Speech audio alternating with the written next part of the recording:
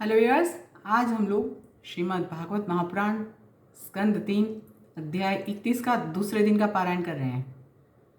आज से मार्गशीर्ष मास चालू हुआ है। मार्गशीर्ष यानी माक्षर मास में आपको भागवत महापुराण, भगवत गीता, शिव पुराण सुनना चाहिए।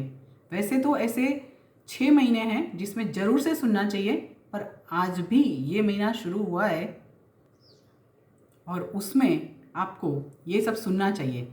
ये सब सुनने के लिए समय चाहिए और समय मैं आपका समय बचा रही हूँ छोटा सा एपिसोड रख के यूट्यूब में। तो आप मेरा यूट्यूब चैनल उसके लिए सब्सक्राइब, लाइक, शेयर करें बेल आइकन के साथ। ओम श्री गणेशाय नमः, ओम एम सरस्वत्यै नमः, ओम श्री सद्गुरुदेवेभ्यो नमः, श्री कृष्ण शरणं मम, ओम विष्णवे नमः, ओम श्री लक्ष्मी नारायणाय नमः। अध्याय 31 का दूसरा दिन, मनुष्य की गति। कल हमने सुना था कि जब माता के गर्भ में जब बच्चा आता है तो अलग अलग महीने में क्या होता है, उससे आगे प्रसूति वायु के धक्के से एक जगह पे वो गर्भ स्थिर नहीं रह सकता है और तब वो हीन भाव से प्रभु को स्तुति करता है कि हे प्रभु, मैं बहुत ही अधम हूँ, आप जगत के रक्षण करता, पालनहार, संहार करता हो। मैं आपके शरण में आया हूँ और मुझे इस नरकगार से मुक्त करो। अब मैं आपको कभी भी नहीं भूलूंगा। भगवान कपिल अपनी माता से, देवहूति माता से ये जो बात कर रहे हैं, हम कितने दिनों से सुन रहे हैं।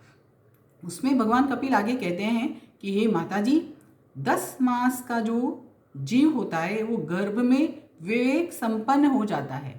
विवेक संपन्न होने के बाद प्रभु की स्तुति करता है और प्रसूति के समय पे वायु जो होता है उससे वो उल्टे सर से बाहर निकलता है और व्याकुल होते हुए बच्चा जो हो जाता है, व्याकुल होते हुए अपना सर अति वेदना के साथ श्वास रोककर बाहर निकलता है।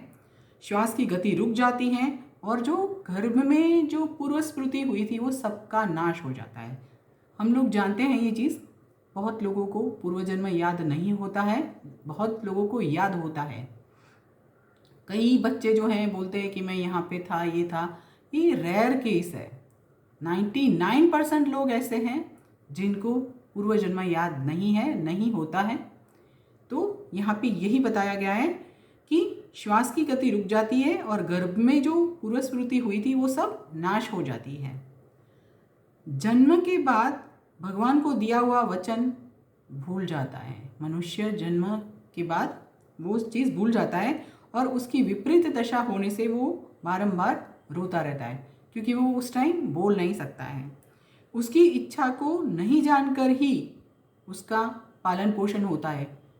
उसकी क्या इच्छा है, पूर्व जन्म में क्या था, इस जन्म में किसी के बच्चे के रूप में आया है तो उसकी इच्छा क्या है, क्योंकि वो बोल नहीं सकता है तो पता नहीं लगता है। इसके लिए यहाँ पे उसकी इच्छा जाने बिना ही उसका पालन पोषण होता रहता है, ये बताया गया है। ये पालन पोषण तो होता है, माता अपना काम काज करते हुए बच्चे को बड़ा करती है और प्रयत्न करती है कि बच्चा खुश रहे, फिर भी कई बार बच्चा रोता है।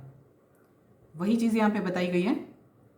कभी उसको कोई कीड़ा काट लेता होगा तो भी रोता है, कभी उसको पेट में दर्द करता होगा तो भी रोता है, परंतु वो बोल नहीं सकता है।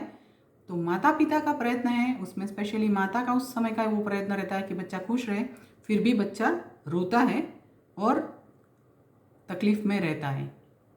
आज यहाँ पे रुकते हैं, हम लोग कल आगे सुनेंगे।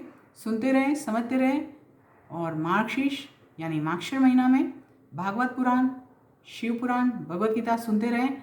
वो सुनने के लिए मेरा जो प्रयत्न है छोटा सा, सब लोग तक सब चीज़ें पहुँचे छोटे से समय में, आपका समय बचाने के लिए। तो आप मेरा YouTube channel subscribe, like, share करें बेल आइकन के साथ। अभी मेरे साथ श्री कृष्ण शरणम मम बोलिए। श्री कृष्ण शरणम मम, श्री कृष्ण शरणम मम, श्री कृष्ण शरणम मम, श्री कृष्ण शरणम मम, श्री कृष्ण शरणम मम, श्री कृष्ण शरणम मम, श्री कृष्ण शरणम मम, श्री कृष्ण शरणम मम, श्री कृष्ण शरणम मम, श्री कृष्ण शरणम मम, श्री कृष्ण शरणम मम, श्री कृष्ण शरणम मम, श्रीकृष्ण शरणं मम श्रीकृष्ण शरणं मम श्रीकृष्ण शरणं मम श्रीकृष्ण शरणं मम श्रीकृष्ण शरणं मम श्रीकृष्ण शरणं मम श्रीकृष्ण शरणं मम श्रीकृष्ण शरणं मम श्रीकृष्ण शरणं मम श्रीकृष्ण शरणं मम श्रीकृष्ण शरणं मम श्रीकृष्ण शरणं मम श्रीकृष्ण शरणं मम. जय श्री कृष्ण.